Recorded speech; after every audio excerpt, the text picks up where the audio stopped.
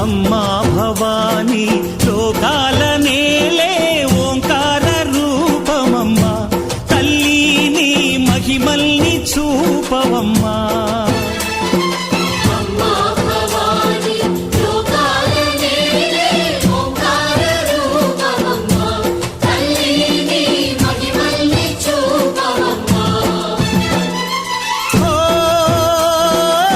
సృష్టికే దీపమా, శక్తికే మూలమా, సింహరథమే నీదమ్మా.